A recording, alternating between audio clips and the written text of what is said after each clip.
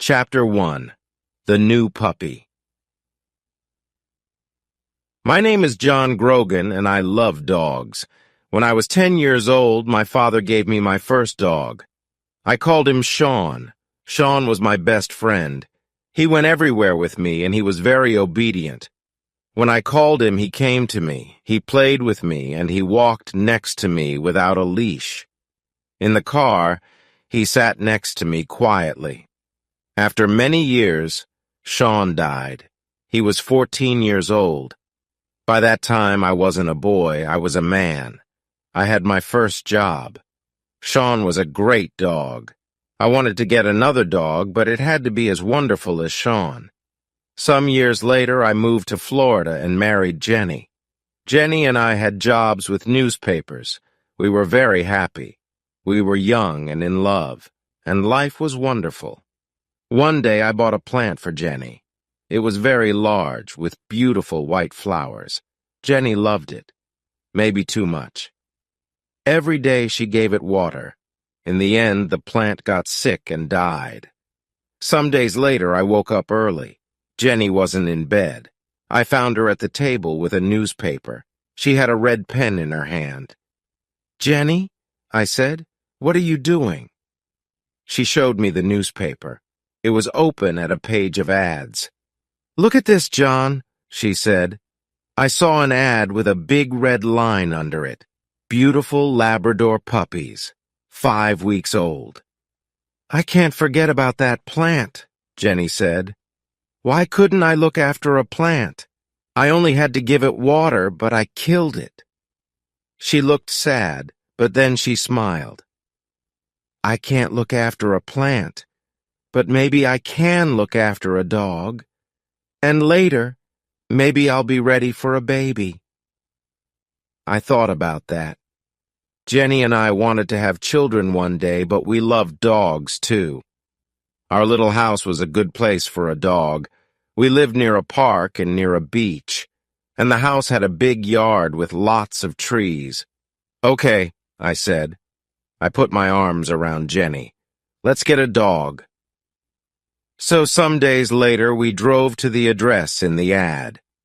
The house was in the middle of some woods. A woman came to the door, and there was a beautiful yellow Labrador with her. "I'm Lori," said the woman. "And this is Lily. She's the puppy's mother."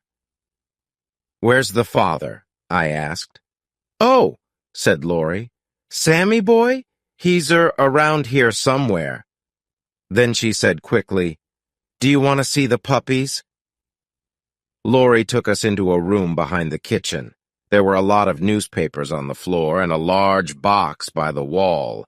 In the box were 9 yellow puppies. "Oh," cried Jenny, "aren't they beautiful?" We sat on the floor with the puppies. One little puppy really liked us. He climbed up our shirts and looked into our eyes. "The puppies are $375 each," said Lori, "but you can have that puppy for $350. I stood up and turned away from the puppies. Then I turned back quickly and shouted loudly. The other puppies ran away, but the little puppy ran to me and climbed over my shoes. "That's our puppy!" Jenny laughed. I held him in front of my face. I looked at him, and he looked at me. He had very large brown eyes. I gave him to Jenny, and she held him too. "I think he likes us," I said. We paid Lori for him. "Come back for him in 3 weeks," she said. "He'll be 8 weeks old, so you can take him then." We thanked Lori and said goodbye. On our way to the car, I put my arm around Jenny. "Isn't it wonderful?" I said. "We got our dog." "Yes," she said. "I can't wait to bring him home." Suddenly, we heard a loud noise in the woods. Something ran out of the trees, something large and yellow. It was a big Labrador, but this dog was very different from Lily. This dog was wild and dirty. It had a crazy look in its eyes. It ran quickly past us and around the back of the house. "I think," I said slowly, "that's Dad." Jenny and I tried to think of a name for our puppy, but each of us liked different names. One morning we heard a song by Bob Marley, the Jamaican singer, on the radio. Bob Marley was dead, but people played his music everywhere in Florida. Jenny and I liked his music too. Suddenly, at the same time, we shouted, "Marley!" "That's it!" I cried. "That's his name! Marley!" Jenny smiled. Some days later, Jenny's sister called her from Boston. "We're visiting Disney World next week with the children," she said. "Would you like to come with us?" Jenny wanted to go to Disney World very much. "But I won't be here when Marley comes home," she said. "That's okay," I said. "I'll go and get Marley." A week later, Jenny left for Orlando. That evening after work, I drove to Lori's house. Marley was a very large puppy now. "He eats a lot," said Lori. "Are you ready for your new home, Marley?" I said. I used his name for the first time, and it felt right. Marley sat next to me in the car. He tried to climb on me, but each time he fell back on the floor. In the end, he climbed up and sat on me. He wagged his tail happily. When we got home, I took off his leash. Marley began to sniff. He went around the house and sniffed everything. Then he sat back and looked at me with his large brown eyes. I could read Marley's thoughts. This place is great. But where are my brothers and sisters? I took Marley to the garage next to the house. It was a warm, dry room. "Marley," I said, "this is your room now." I put some newspapers down on the floor. I put some playthings down, too. Then I put some water in a bowl and made a bed from a large box.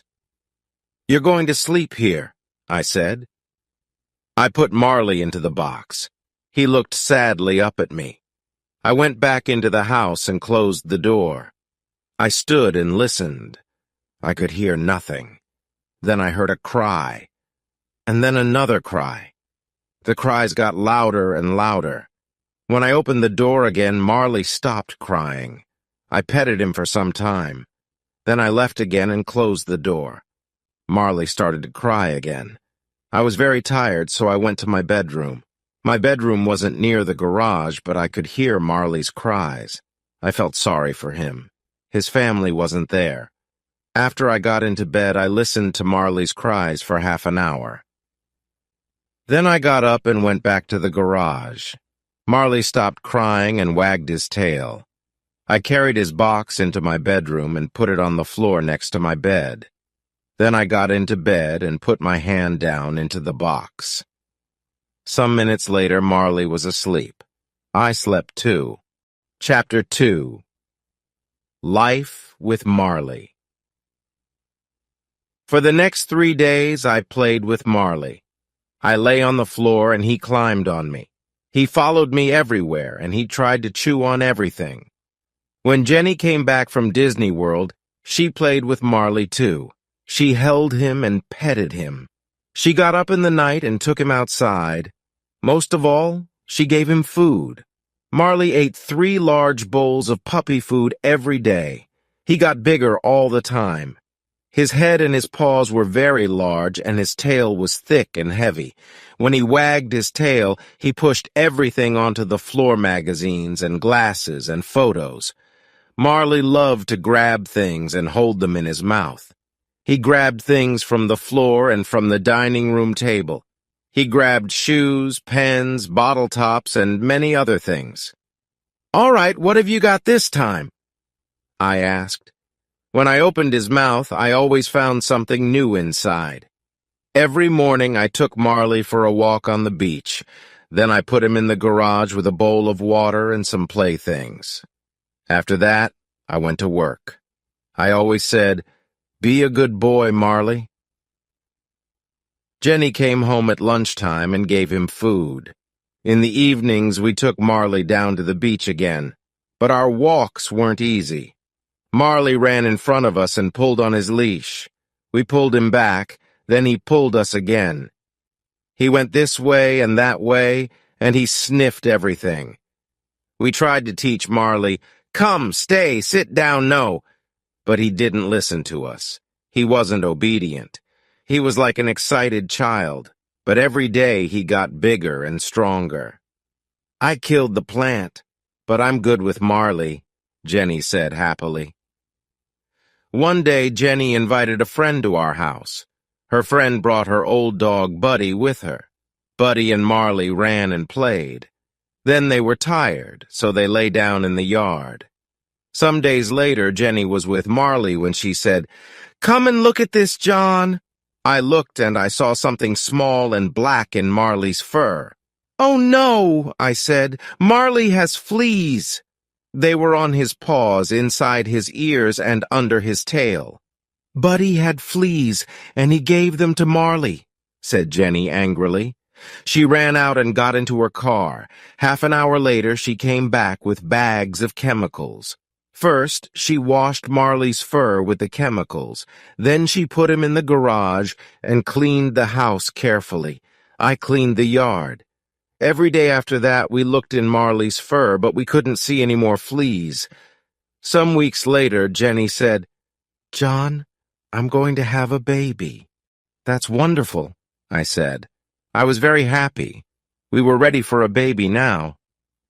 Then Jenny said, "But will those chemicals be a problem?" "What chemicals?" I asked. "What do you mean?" "Don't you remember? I used very strong chemicals when Marley had fleas." "They can't be good for a baby," she said. She talked to her doctor about the chemicals. "It's all right, Jenny," he said. "Everything will be okay." Jenny got up early every day and took Marley for a walk. She ate lots of fruits and vegetables. After 10 weeks, she and I saw the doctor again. "Would you like to see your baby?" he asked. "Yes, please," we said. We felt very excited. The doctor took us into a room at the back and Jenny lay down. He moved something over Jenny. On a machine next to him, we could see something like a small gray bag, but we couldn't see a baby inside. "Is there anything in there?" asked Jenny. After a time, the doctor said quietly, "I'm very sorry, Jenny. Your baby's dead." I felt sick. I sat and held Jenny's hand. We didn't say anything for a long time. When the doctor left, I put my arms around my wife. Later, I took her home. She was very quiet in the car. Her eyes were red, but she didn't cry. Back home, Jenny went into the dining room and sat down quietly on a chair. I got Marley from the garage. He was very excited. He jumped up and wagged his tail. He wanted to play. "Not today, Marley," I said sadly. Marley ran into the yard. He came back into the house and drank water from his bowl. Then he ran into the dining room and I followed him. But at the door of the dining room, I stopped. I saw a wonderful thing. Marley stood quietly in front of Jenny with his tail between his legs. He put his big head on her legs. He looked at her with his large eyes and made small cries. Marley understands, I thought. Jenny petted his head and put her face in his fur. Then suddenly she began to cry. I went to them and put my arms around them. The three of us stayed there for a long time, Jenny, Marley, and me. Chapter 3. The Obedience Class. When Marley was 6 months old, Dr. J, the animal doctor, told us about an obedience class. We loved Marley very much, but he wasn't an obedient dog. Every day he got bigger and stronger, and he didn't listen to us. He jumped up on us. He grabbed things in the house and chewed them. When I bought flowers for Jenny, Marley ate them. We met the teacher of the obedience class. She had a cold face, and she didn't smile. "There are no bad dogs," she said, "but there are some very weak people." The class was every Tuesday evening. We put Marley into the car and drove to the first class. When Marley saw the other dogs, he got very excited. A party! He jumped out of the car. I ran after him, but I couldn't catch him. Marley sniffed every dog before I caught his leash. "Take that dog back to his place in the line," said the teacher. "Who is going to be his boss, you or your wife?" "I am," I said. "Me too," said Jenny. "No," said the teacher. "A dog can only have one boss." "Okay," said Jenny. "I'll do it." The other dogs sat quietly in a line. Jenny took Marley to his place. I stood and watched. Suddenly, Marley saw another dog at the end of the line. That dog looked interesting. He started to pull Jenny. She tried to stop him, but she couldn't. Marley was stronger than Jenny, so he pulled her to the other dog. Then he sniffed around it. "That dog thinks he's the boss," said the teacher coldly. She started to teach the class sit and down. "Sit," Jenny told Marley. But Marley didn't want to sit. He jumped up and put his paws on Jenny. After the class, the teacher said, "You have to be strong with that animal. You're the boss. Show him that."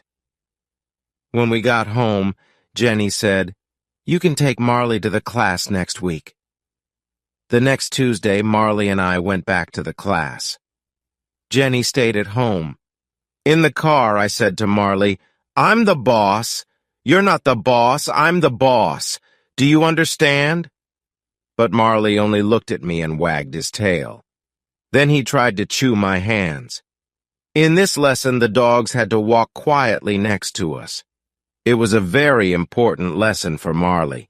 When he went for a walk with Jenny and me, he always pulled us. The teacher gave us chains. "Put the chain over your dog's head," she said. "When he pulls you, pull him back with it. It will hurt him, so he'll stop pulling." I tried to put the chain over Marley's head, but Marley, of course, got very excited. A new game. He grabbed the chain with his teeth. I tried again, but each time Marley grabbed it. In the end, I got the chain over Marley's head and started to walk with him. When Marley pulled in front of me, I pulled him back with the chain, but then he pulled away again. "Here," said the teacher, "I'll show you." She took Marley's leash and started to walk with him. Marley pulled the chain and the teacher pulled him back. But then Marley pulled the chain again. This new game was great. Then Marley saw me. He started to run to me and he pulled the teacher after him. Marley was bigger and stronger than the teacher, so she couldn't stop him. She was very angry. After class, the teacher said, "Your dog isn't ready for this class. He's too young. You can bring him back in 6 or 8 months." "Are you telling us that we have to leave the class?" I said. "That's right," she said. "You have to leave." Because Marley couldn't go back to the class, I started to teach him at home. But it was difficult. Marley wasn't a fast learner. We had another problem with Marley. In Florida, there were often thunderstorms. Marley was afraid of loud noises. He went crazy in a storm. He broke things and made everything dirty. After each storm, Marley quickly forgot about it. He was happy again and wanted to play. But in the next storm, the same thing happened. He was afraid, so he went crazy again. We talked to Dr. J about the problem. Dr. J was young and he understood dogs very well. "What can we do?" we asked. "When Marley gets crazy, he breaks things. One day he'll get hurt in a storm." "Marley is 7 months old," said Dr. J. "I'll neuter him. Then he won't get so excited. He'll be a quieter, happier dog." I thought about that. "Oh," I said, "I don't really know." "Yes," said Jenny, "that's a great idea." "Bring Marley here on your way to work," said Dr. J. "It doesn't take long. He'll be ready by the afternoon. You can get him again on your way home." A week later, we took Marley to Dr. J. Marley ran from the house and jumped into the car. He was very happy. He loved to go out with Jenny and me, his 2 best friends. Jenny drove and I sat next to her with Marley. He pushed at the window with his nose. He wanted to sniff outside the car. I opened the window and Marley put his nose outside. "I feel sorry for Marley," I said to Jenny. Then I looked at him. His front paws were out of the window. "John," said Jenny, "what's Marley doing? Please be careful." "He's fine," I said. "He only wants to put his head outside." Marley put his head out of the window. Then suddenly he pushed his front legs out too. He tried to jump down on the road, but the road was very busy with cars. "John!" shouted Jenny. "Hold him!" Jenny tried to stop the car, but she couldn't. The other cars drove around us very fast. It was very dangerous. Now Marley's front paws were down on the road. He ran next to the car. I grabbed him by his tail and Jenny stopped the car. "Now what?" I shouted. I couldn't pull Marley back into the car. I couldn't open the door. I couldn't get my other arm out. And there were cars all around us. The other drivers looked at us angrily. Jenny opened her door and got out of the car. She ran around it and grabbed Marley. I opened my door and got out too. In the end, we got Marley back into the car. When we got to Dr. J's, I took Marley inside. He sniffed everywhere, then he pushed over a table with magazines on it. I gave Marley's leash to Dr. J. "Please neuter him as quickly as possible," I said. "Please." That evening, when I took Marley home, I saw a change in him. He wasn't excited and crazy. He moved quietly and slowly.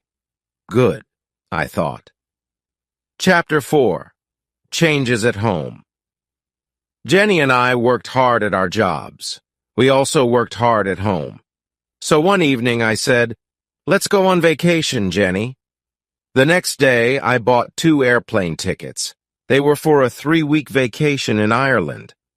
"What are we going to do about Marley?" asked Jenny. "We can leave him in the house," I said. "Somebody can stay here with him."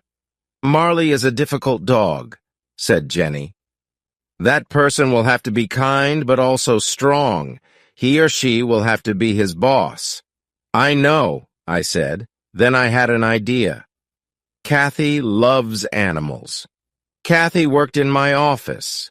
The next day I asked her, and she said yes. Before she arrived, I wrote some notes for her about Marley. There were 6 pages of notes. I showed them to Jenny. "Did I forget anything?" I asked. Jenny read the notes. Then she said, "You can't tell Kathy all that. She won't want to stay with Marley." But when Kathy read the notes, she smiled. "Marley and I will be fine," she said. "Have a great vacation." Jenny and I had a wonderful vacation in Ireland. The weather was fine and warm. We drove on small country roads and walked by the ocean. At night, we stayed in the houses of Irish families. We forgot about our jobs in Florida. When we arrived home, Marley ran outside to us. Kathy stood at the door. She looked very tired. Her bag was next to her. "I'm sorry," she said, "but Marley broke a lot of things in the house. He wasn't obedient and he didn't listen to me. We thanked Kathy, but she wanted to leave very quickly." I turned to Marley. "All right, Marley," I said. "Tomorrow you're going to learn about obedience." The next morning, Jenny and I went back to work. But first, I put the chain around Marley's neck and took him for a walk. Marley started to pull me. "Sit, Marley," I said. Marley sat. "Okay, let's try that again," I said. We started to walk and Marley pulled me again. I made the chain very short and pulled him back. It hurt him, but it was the only way. In the end, he learned his lesson. He walked next to me and didn't pull me. I felt very happy. "Good, Marley," I said. "I'm the boss." Some days later, Jenny called me at the office. "John," she said, "I went to see the doctor. I'm going to have a baby." This time, Jenny and I were very careful, and we put away every chemical in the house. Jenny looked well. She got up early each morning and took Marley for a walk by the ocean. When we went to the doctor, we saw our baby on the machine. But I didn't forget about Marley. I worked with him every day. Marley was more obedient now, but he didn't listen to me all the time. He came when I called him sometimes. In our yard, we had a fruit tree. Marley loved eating fruit, but it went through him quickly. His poop was everywhere in the yard. He ate a lot of other things, too. These went through him and came out in his poop toys, pens, and bottle tops. I bought Jenny a beautiful chain for her birthday. She loved it, and she put it around her neck. But some hours later, she cried, "My chain! Where is it? Maybe I didn't put it on right." "We didn't go outside," I said, "so it's here in the house." We looked in every room, but we couldn't find the chain. Suddenly, Jenny said, "What's that in Marley's mouth?" I saw the end of a thin chain. "Oh, no," I cried. "Okay, Marley. It's all right. Come here now. Please give us the chain." But Marley only looked at us. Suddenly, he threw his head back. "He's eating the chain," cried Jenny. I opened his mouth and pushed my hand down, but I couldn't find the chain. "We'll have to wait," I said. "The chain will go through Marley and come out in his poop." I gave Marley lots of fruit. We waited for 3 days. I followed Marley everywhere. When he pooped, I looked for the chain, but it wasn't there. On the 4th day, I found it. After I washed it, it was very clean. It had a beautiful shine. "That's wonderful," Jenny said. "It shines better than before." Jenny wore that chain for years. When I saw it, I always thought of Marley. Our son was born in St. Mary's Hospital in Palm Beach. We called him Patrick, an Irish name. "Things are going to change at home for Marley now," said Jenny. "Maybe he won't like the changes." I brought Jenny and Patrick home from the hospital. Patrick was asleep and we put him on our bed. Then we went to the garage and brought Marley into the house. He followed Jenny into the bedroom, but he didn't see Patrick on the bed. Then Patrick made a small noise and Marley's ears went up. "Where did that noise come from?" Patrick made another noise. Marley held up a paw, and Jenny and I watched him. What's Marley going to do? I thought. Marley jumped up onto the bed. I pulled him back quickly and held him. Patrick's eyes were very wide. But Marley didn't want to hurt Patrick. He sniffed all around him. Now Marley had a new best friend. When he was near Patrick, he wasn't wild and crazy. At night, he slept under Patrick's bed. 6 months later, Patrick started to move around. Marley lay on the floor and Patrick climbed over him. Sometimes Patrick pulled Marley's fur, but Marley lay quietly and didn't move. We were parents now, and we were happy. We had our wonderful baby. We had our dog. We had our house by the ocean. Life was good. Then, when Patrick was 9 months old, Jenny said, "I'm going to have another baby." Chapter 5. Difficult Days. Sometimes bad things happened in our street. One night in October, Jenny and I were in bed. Marley lay on the floor next to me. Suddenly I heard a cry, the cry of a girl. It came from the street outside. I felt afraid, but I jumped out of bed. "Come with me, Marley," I said. "Please, John, don't go out there," said Jenny. "Call the police," I said. "I'll be careful." I held Marley by the end of his chain. The girl cried again. We went outside and a man ran away down the street. 2 young men ran to me. "Go and stay with the girl," they shouted. "Help her. We're going after the man." I ran to the girl. She was my neighbor's daughter, Lisa. She was 17 years old. Her shirt was red and wet. "What happened?" I asked. I was in my car, she said. A man got in and put his hand over my mouth. He said, "Don't make a noise." But I did, and he cut me with his knife. I held Lisa in my arms. "It's going to be all right," I said. But I didn't really think that. Lisa's face was gray, and she was very weak. I looked at Marley. He stood and looked down the street. He looked strong and ready for a fight. Nobody could get past him. Some minutes later, the police arrived with Doctor, and they took Lisa away. A policeman asked me questions. Then I went home with Marley. Jenny met us at the door. "Marley was a different dog tonight," I said. "Nothing can hurt us when he's with us." I looked at Marley. "You did well tonight," I said. "Lisa didn't die. She got well again. But I never forgot that night. One night when Jenny and I were in bed, she said, 'John, I think the baby is coming. Please call the doctor.' Something's wrong, I thought. It's too early for the baby. I took Jenny to the hospital. 'Your baby is too small,' the doctor said to her. 'We have to stop him coming out. You'll have to stay in the hospital.' Jenny was in the hospital for 12 days. I stayed at home with Patrick and Marley. I did the housework. I cooked and washed clothes. In the evenings, I was very tired. Marley sat and looked at me sadly. I could read his thoughts. I don't understand. Why doesn't John want to play with me?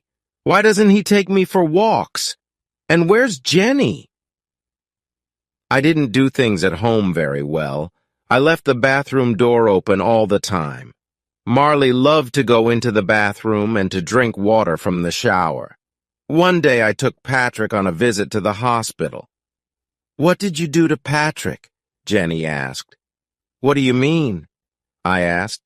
"He's fine." "Look at him," said Jenny. I looked. His arms were in the legs of his baby clothes. Jenny called my Aunt Anita. She also lived in Florida, but in a different town. "Please, can you look after John and Patrick?" she said. 2 days later, Aunt Anita arrived. She did the housework, and everything at home was fine again. When Jenny came home, she had to stay in bed all day. This was a very difficult time for her. She couldn't cook or go for a walk. Worst of all, she couldn't hold Patrick. Marley brought his playthings into the bedroom and lay on the floor next to Jenny. He stayed there day and night. Aunt Anita had to go home to her husband, so I had to look after the house again. Then, one day, when the doctor visited Jenny, he said, "You can get up now. The baby is bigger." Jenny was very happy. She got up and played with Patrick and Marley. She started to do the housework. The next day, we went to a Greek restaurant for lunch. But suddenly, the baby started to come, so I took Jenny to the hospital. Then everything happened very quickly. 1 hour later, I held my beautiful new son in my arms. Jenny and I had 2 sons now, Patrick and Connor. One was 17 months old and one was a baby. We were very happy with our sons, but we were tired all the time. The babies woke us every night. We couldn't sleep for more than 2 hours. Connor had problems with Jenny's milk. After he drank, he was sick. So Jenny was very sad. "What's wrong with me?" she said. "Connor doesn't like my milk. Maybe I'm not a good mom." She started to get angry quickly. She didn't get angry with Patrick and Connor, but she was often angry with Marley and me. Marley could do nothing right. I bought a plant and planted it in the yard. The next day, Marley pulled it out and ate it. Then he broke a door in the house. He went crazy when there was a thunderstorm. One day when I got home from work, I found Marley with Jenny. Jenny was very, very angry. "Why do you break everything?" she shouted. "You're a very bad dog." Marley stood with his head down, and she hit him again and again. I went and grabbed Jenny's arms. "Hey, hey, hey!" I shouted. "Stop, stop." I looked into Jenny's face, but the look in her eyes was new to me. Her face was the face of a stranger. "Get him out of here," she said. "Get him out of here now." I opened the front door and Marley ran outside. When I turned back for his leash, Jenny said, "You have to find Marley a new home." She couldn't mean it. She loved this dog. I walked out of the door. Marley ran and jumped around. He wasn't hurt. I took Marley into the street and said, "Sit!" He sat. I put his chain over his head with the leash, then I took him for a very long walk. When we got home, Marley was very tired. I took off Marley's leash and he ran to his bowl. The water went everywhere on the floor. I cleaned it. Jenny sat in a chair with Patrick and Connor.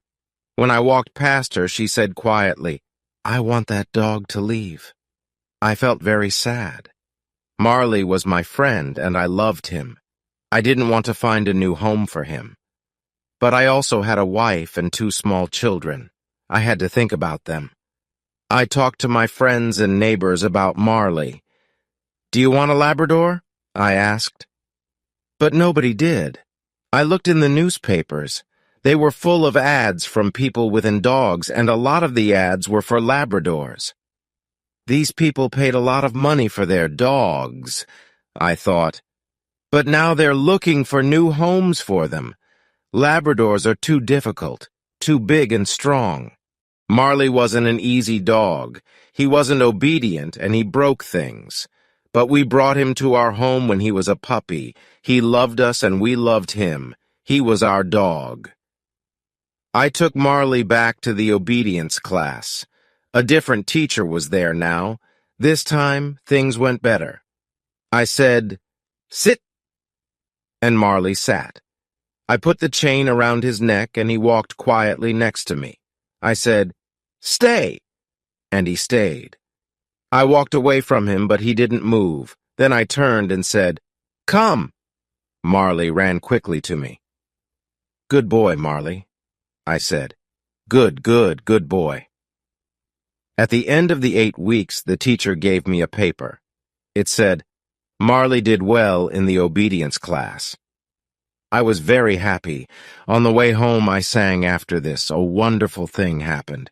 Jenny got better. She stopped being sad and was strong and happy. She was a good mother to Patrick and Connor, and she was kind to Marley again. She danced around the room with him. Sometimes at night, when he was quiet, she lay on the floor with him, her head on his neck. "Jenny's here with us again, Bob," I thought. "That's great." Chapter 6. Marley Makes a Movie. Jenny's friend Colleen worked for a film company. One day, Colleen called Jenny. "My company is making a film about a family in Florida," she said. "They want pictures of a family home. Can I come and take some pictures of your house?" Colleen came and took photos of our home and the children and of Marley, too. She showed them to her boss, Bob Goss. Some days later, Jenny called me at work. "Bob Gossy is making a movie about a family with a dog," she said excitedly. "So he's looking for a dog, a big family dog. He saw Colleen's photos and he's interested in Marley." "Really?" I said. "You mean Marley? Our Marley?" The next day, Colleen came to our house and took Marley to her boss. 2 hours later, she brought him back again. "Marley was great," she said. "Everybody loved him." Some days later, the company started filming. "Bring Marley to the Gulfstream Hotel at 9 o'clock, Bob Gossy told us. We put the children and Marley into the car and drove to the hotel. A lot of people stood outside. The police were there, too. One of the policemen looked inside the car. He saw Jenny, 2 small children, and a large dog. "You can't come this way," he said. "You have to turn back." "But we're with the film company," I said. "Our dog is in the movie." "Really?" the police officer said.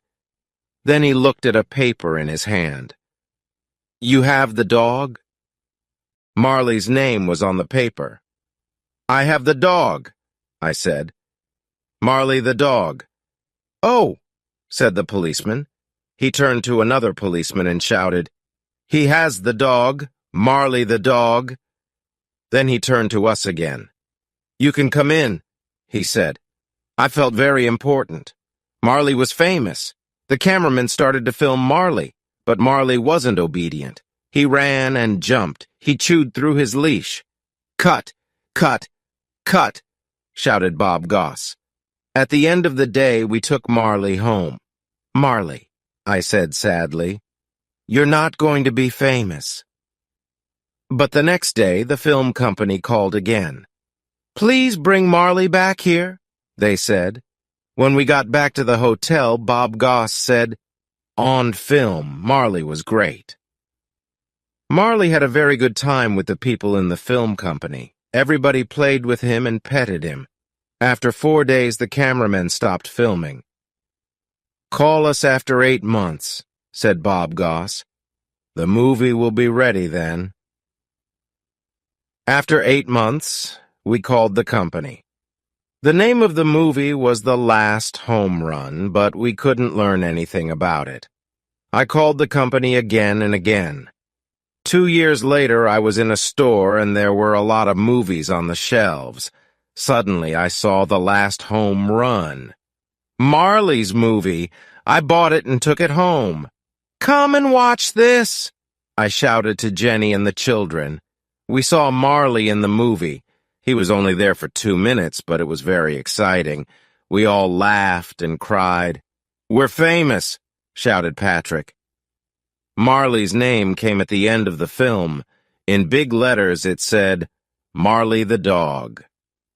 Sometime later we said goodbye to our home in West Palm Beach. The place got more and more dangerous, and our house was too small for 2 children and a large dog. So we moved to a bigger house in another city, Boca Raton. A lot of rich people lived in Boca Raton. They had expensive cars, big houses, and beautiful clothes. There were many good things about our new house. Near the house was a small park.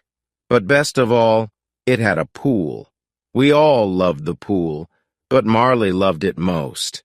He jumped in with me and climbed on me. But there was a problem with the garage in our new house. It had no windows and it got very hot in summer, so we couldn't put Marley in it when there was a thunderstorm. I took Patrick and Connor to the pet store and we bought a strong cage for Marley. We put it next to the washing machine. I put some food in the cage. Come here, Marley, I called. Marley went inside and I closed the door of the cage after him. He lay down on the floor and chewed his food happily. This is going to be your new home when we're away, I said. That evening we went out for dinner. Before we left, I opened the door of the cage. Marley walked inside and I closed the door. Be a good boy, Marley, I said. We had dinner in a restaurant, then we went for a walk. This is great, said Jenny. We can forget about Marley. We know he's fine in the cage. She smiled happily. We went home and walked to the front door. I looked at the window next to it. Something was there, in the window, something black and wet. It was Marley's nose. What's that? I said. How could, Marley? When I opened the front door, Marley ran to us happily. Everything in the house was fine. Then we looked at the cage. The door was open. But how did Marley get out? Asked Jenny. He opened the door from inside, I said. He's smart, and he's very strong. Day after day when we left the house, we put Marley into the cage. When we came home, sometimes he was there. Sometimes he was at the window. We tried to make the cage stronger, but Marley was stronger than the cage. When he wanted to get out, he pushed the door open. Chapter 7. The World's Worst Dog. Many people in Boca Raton had dogs, but their dogs were very different from Marley. Most of these dogs were very, very small. Rich women carried them in their handbags and took them into expensive stores and in their fast cars. Marley wanted very much to be friends with these small dogs, but the dogs didn't want to be friends with Marley. The weather in Boca Raton was very good, so lots of restaurants had tables and chairs outside. Customers brought their dogs with them to the restaurants.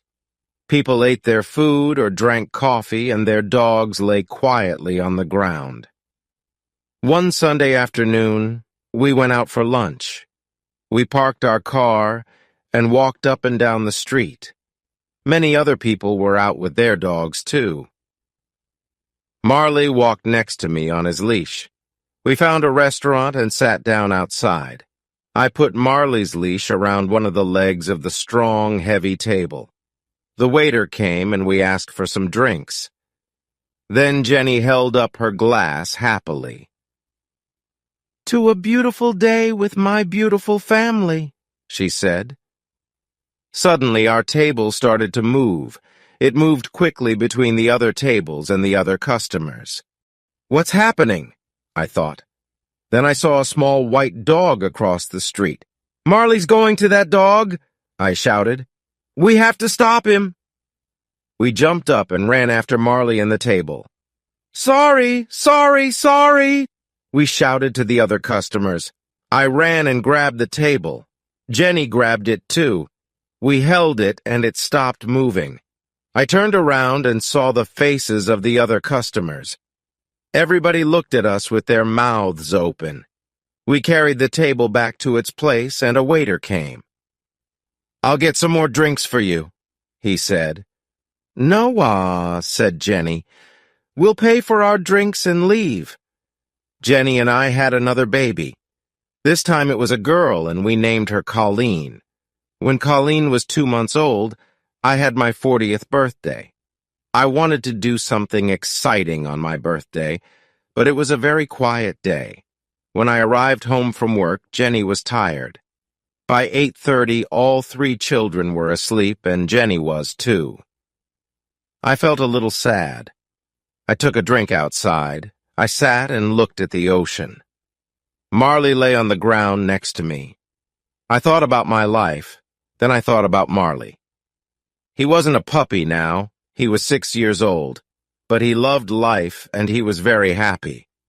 "Marley," I said, "it's only you and me tonight." I held up my glass. "We're not young, but we're having a good time." Some days later, my friend Jim called me. "Let's go out for a drink on Saturday," he said. Jim came for me at 6 o'clock and we went out to a bar. We talked and laughed.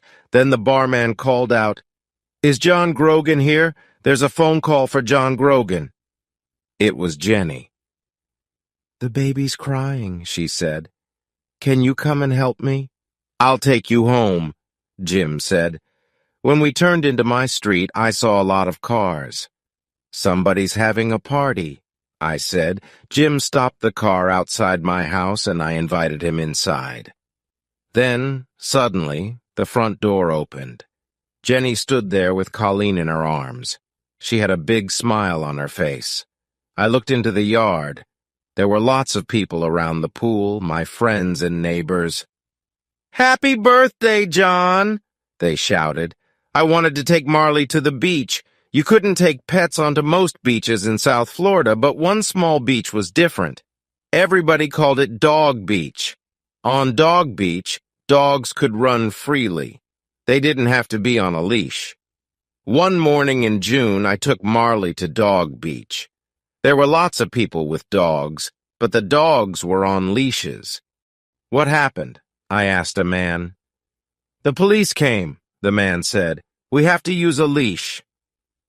So I walked Marley on his leash. But I felt sorry for him. After our walk, I gave Marley a bowl of water. Then a man arrived with a big black dog. It looked dangerous. "Don't be afraid of him," said the man. This is Killer, but he's very friendly. He doesn't fight other dogs. I told the man about the police. That's stupid, he shouted. This is Dog Beach.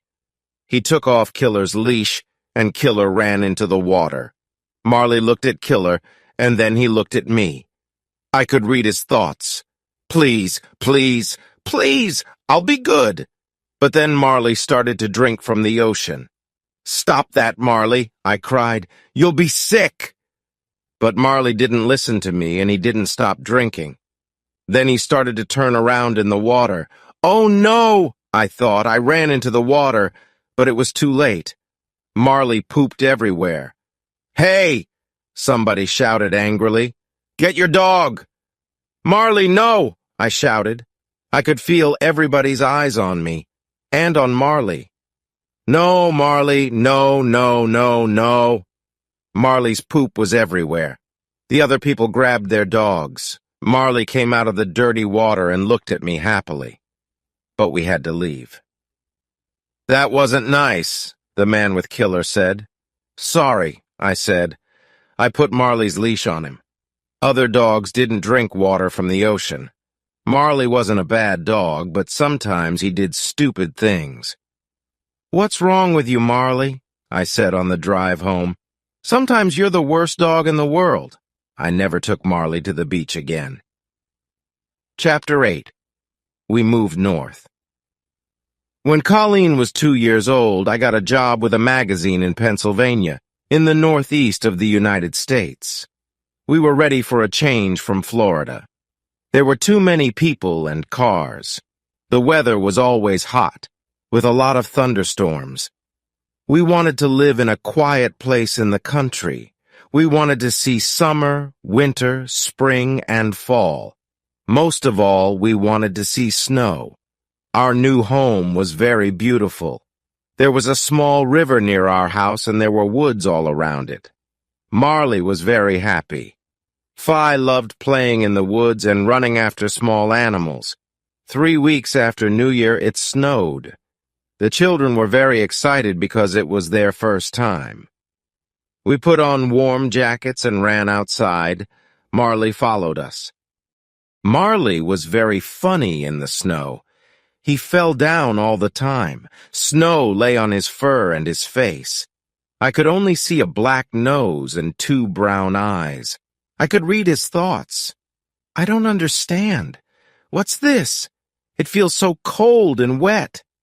But then Marley jumped up again. He ran around the yard and jumped through the snow. The children laughed happily, and Marley was happy too. We had a great time. It was almost the end of our first winter in Pennsylvania. We were very happy in our new house. But Marley was 9 years old now. He moved more slowly, and he slept for most of the day. Sometimes when I took him for a walk, he got very tired. His fur in many places was gray, not yellow. Life with Marley wasn't easy. He cost us a lot of money. He ate a lot of food, and he broke a lot of our things. We could never change him. We knew that. But he was one of our family. He loved us, and we loved him. That spring, I said to Jenny, "Let's get some farm animals." "Okay," she said. "But we don't have a place for big animals. Let's get some chickens. Then we can have eggs every day." Jenny talked to one of the moms at the children's school. Donna lived on a farm. She gave Jenny 4 baby chickens. The chickens lived in a box in the kitchen. They ate and pooped. Then they ate some more, and they got bigger. One morning I woke up early when I heard a call from downstairs. Cock-a-doodle-doo. I woke Jenny up and asked, "What's that noise?" "Oh," she said. "I don't know." She turned over and slept. Every morning the chickens made a lot of noise. Sometimes they made loud noises very near Marley. Marley was usually afraid of loud noises, but he didn't move away from the chickens. That's strange, I thought. Can't Marley hear the chickens? One afternoon when Marley was asleep in the kitchen, I walked up behind him. "Marley," I said, but Marley didn't move. "Marley," I said again. Nothing. "Marley!" I shouted. Marley turned. He stood up and wagged his tail. "Oh no," I thought. "Marley can't hear." But Marley could hear some things. When we put food in his bowl, he always heard the sound of his dinner. He ran in from the next room. Marley was always hungry. He ate 4 big bowls of dog food every day, and he also ate our food. Labradors are big dogs, and Marley was a very large Labrador. But he never got fat. One day I came home from work early, and I went into the kitchen. Marley was there. He didn't see me, and he didn't hear me. There was a sandwich on the kitchen table. Marley stood up and put his paws on the table. Then he ate the sandwich. "What are you doing, Marley?" I asked. "You are a bad dog." But he didn't hear me. He ate the sandwich happily. I put my hand on Marley's fur, and he jumped. When he saw me, he lay down on the floor. He looked up at me, and I started to laugh. I couldn't be angry with Marley. He was old now, and he couldn't hear. I couldn't change him. The chickens weren't afraid of Marley, and he never tried to catch them. They walked around the yard, and Marley went with them. Chapter 9. Marley Gets Older. Jenny and I had a good life. Our children were young. We felt young, too. But when we looked at Marley, we saw many changes. The years went past, and he was 12 years old. By this time, he couldn't hear anything. His fur was gray. His teeth were brown. Late one night, I took Marley outside for his walk before bed. It was winter, and there was a cold rain. I went back into the house for my jacket. When I came out again, Marley wasn't there. I looked for him everywhere, but I couldn't find him. I went back inside. Then I walked upstairs and woke up Jenny. "I can't find Marley," I said. "He's out there in the rain." Jenny pulled on her jeans and shoes, and we went outside again. I walked slowly through the woods and called for Marley. Jenny went a different way. We were very wet and cold. "Let's go home and get warm," I said. "I'll get the car and come out again." We walked back to our house. Suddenly we saw Marley. He stood outside the house, out of the rain. When he saw us, he was very happy. I felt angry with him, but then I was happy too. I brought him inside and dried him. Marley was very tired. He went to sleep and woke up at noon the next day. Marley couldn't see well now. His fur started to fall out too. Jenny cleaned the house every day, but his hairs were everywhere. But Marley's biggest problem was his hips. They hurt him a lot, and he couldn't move quickly. He couldn't climb the stairs easily, but he tried to follow us everywhere. Marley had good days and bad days. One spring evening, I took him for a short walk around the yard. The night was cold, and there was a light wind. I ran, and Marley ran with me. "Marley," I said, "you're a puppy again." We ran back to the house. There were 2 small stairs in front of the door.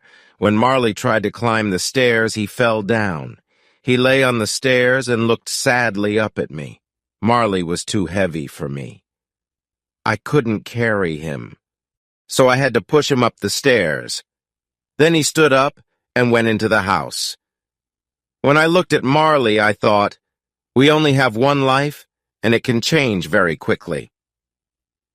I enjoyed my job on the magazine, but I really wanted to work for a newspaper again. Newspapers were more exciting, and I liked writing about big stories. I also liked getting letters and calls from readers. A friend told me about a job on the Philadelphia Inquirer. This was one of the best newspapers in the United States. I wrote to the newspaper and I got the job. I was very happy. In the summer, Jenny visited her sister in Boston. She took the children with her. I didn't go because I was busy with my new job. Every day I was away from home for 10 or 12 hours, so we took Marley to a vacation home for dogs. Some days later, an animal doctor called me from the home. "I'm sorry," she said. but Marley's very sick. When he saw the other dogs, he got very excited. He ate his food too quickly. Then he had a bad problem with his stomach and he almost died. He's a little better now, but it will happen again. Oh, I said. What are you saying? Do you want us to help end Marley's life? She said. I'm sorry. Oh, I said. I couldn't think. I have to talk to my wife. I called Jenny in Boston and we had a long conversation about Marley. In the end, Jenny said, "The doctor's right. We have to do the best thing for Marley." I called the doctor back. "Yes, Marley's a very old dog," I said. "Life isn't so good for him now. He doesn't have many teeth and he can't hear. His hips hurt him too." "Yes," she said. "Maybe we have to put him to sleep, but I'll call you again in an hour." When the doctor called again, she said, "Marley's a very sick dog, but he isn't getting worse." The next morning she called again. "We can wait," she said. "Marley's eating. You can take him home tomorrow." I was very happy. The next evening after work, I went to the dog's home. Marley was very thin and weak. I thanked the doctor. "Everybody here loves Marley," she said. One of the workers helped me put Marley into the car. Then I drove him home. He couldn't climb the stairs to the bedroom, and I didn't want to leave him. So that night I put a sleeping bag on the floor and lay down next to him. "Tomorrow Jenny and the children are coming back," I said. "But tonight, Marley, it's only you and me." I thought about my first night with Marley when he was a small puppy. That night he cried for his mother, and then he slept in a box next to my bed. Now, 13 years later, here we were again. I put out my hand and petted him. In the next weeks, Marley got a little better. A lot of the time he lay on the floor in the family room, asleep in the sun. But one morning when I was in the bedroom, I heard a noise. Then Connor shouted, "Help! Marley fell down the stairs." Marley lay at the bottom of the stairs. Jenny and I ran to him, but then he got up and walked away. "Marley had a bad fall," I told the children. "But he's okay." But Marley was hurt. When I got home from work that evening, he couldn't move. When he saw me, he tried to get up, but he fell down again on the floor. "I don't think Marley can go upstairs again," I said, but I was wrong. The next day, I was upstairs at my computer in my bedroom when I heard a sound. I turned around. Marley stood at the bedroom door. "Marley," I said, "what are you doing here?" I went to him and petted him. Then I looked into his eyes. "Marley," I said, "you're going to tell me when it's time, right?" Chapter 10. A Great Dog. Winter arrived early that year. The children waited for the snow. Can Marley live through another winter? I thought Jenny and I took the children to Disney World in Florida. It was their first Christmas away from home, and they were very excited. Jenny took Marley to the animal doctor's office. They gave him a home there and watched him carefully. We had a great family vacation, but on the way home somebody called us from the doctor's office. "Marley's very tired," she said, "and his hips are really hurting him." The next day, Jenny went for Marley. He got out of the car, but he couldn't walk into the house. He lay on the ground outside. Jenny called me at work. "I can't get Marley inside," she said. "He can't get up." I left my office and went home. When I arrived, Marley was inside the house, but he was very sick. He lay on the floor. For the first time in 13 years, he didn't get up when he saw me. His eyes followed me, but he didn't move his head. I looked at his stomach. It was very big. I called the animal doctors. "Bring Marley here now," a young woman doctor said. I looked at Jenny and she looked at me. "Marley has to go to the hospital," we told the children. "The doctors are going to try to make him better, but he's very sick." With Jenny's help, I put Marley into the back of the car. He lay on the floor. I petted his head. "Oh, Marley," I said again and again. At the hospital, I helped him out of the car and took him inside. The young doctor took him away. Then she came back and showed me some pictures of the inside of Marley's stomach. "I'm very sorry," she said quietly. "We can't do anything for Marley now." "I understand," I said. "Please, can I say goodbye to him?" "Yes, of course," she said. "Have as much time with him as you want." Marley was asleep. I got down next to him and ran my fingers through his fur. I held up each ear in my hands. I opened his mouth and looked at his teeth.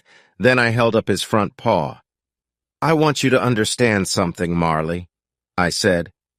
"Sometimes we called you the world's worst dog, but you're not. We never told you this before, but you're a great dog, Marley, a great dog." I sat with Marley for a long time, then I called the doctor. "I'm ready now," I said. I held Marley's head and the doctor gave Marley something. It didn't hurt him. He died quietly. "I want to take Marley home," I said. Two people brought a large black bag out to my car. Then I thanked the doctor and drove away. When I got home, the children were in bed. I put my arms around Jenny and we cried for a long time. Later we went outside. We took the black bag out of the car and put it into the garage. Next morning, Jenny told the children about Marley. They were very sad and started to cry. "It's okay," I said. "When you have a dog, this always happens. Dogs don't live as long as people." Connor made a picture and wrote a letter for Marley. To Marley. "I loved you all my life. You were always there when I wanted you. Your brother, Connor Richard Grogan." Colleen made a picture of a girl with a big yellow dog. She wrote under the picture, "I will never forget you, Marley. I found a very good place for Marley, in the ground under two big fruit trees. I put the black bag in the ground and Jenny and the children watched. After I finished, everybody said, 'We love you, Marley.' Then we went back to the kitchen and told stories about Marley. Sometimes we laughed, and sometimes we cried. The next days were very difficult. The house was very quiet.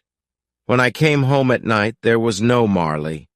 Jenny cleaned the house, but his fur was everywhere.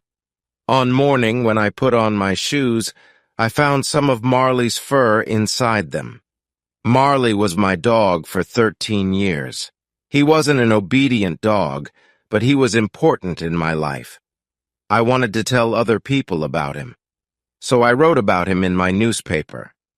Nobody called Marley a great dog, or a good dog, I wrote. He was wild and crazy. He had to leave obedience school. He chewed things and he wasn't very intelligent. But he understood people's feelings and he was very good with children. A person can learn a lot from a dog. Because of him, I listened to my feelings. Because of him, I enjoyed winter sunlight and the snow and a walk in the woods. Because of him, I can be a good friend. A dog can show us the important things in life. A dog isn't interested in fast cars or big houses or expensive clothes. Give a dog your love, and he will give you his. Many people read about Marley in the newspaper. Animal lovers called me and wrote to me. They wrote to me about their love for dogs. They wrote about their feelings when their dogs died. Many people wrote funny stories about their dogs. Some people wrote, "Marley wasn't the worst dog in the world. My dog's the worst dog in the world." I began to feel better. I took the letters home and showed them to Jenny. She laughed too. Winter came to an end and it was spring. Our yard was full of flowers. I didn't think about Marley all the time. When I thought about him, I usually remembered the happy days. In many ways, life without a dog was easier. The house and the yard were clean. We could enjoy going out to dinner. But something about our family wasn't right. One morning, Jenny showed me the newspaper. "Look at this," she said. It was an ad for a dog. I saw a photo of a big yellow Labrador. I looked at the photo, then I looked again. "That's Marley," I said. "It isn't Marley," said Jenny. "Look." Under the photo was the dog's name, Lucky. I read, "I'm looking for a new home and a new family. I want a quiet home because I'm a little wild." We read the ad and looked at the photo again. We didn't say anything for some time. Then I said, "We can go and look at him." "Yes," said Jenny. "Why not?"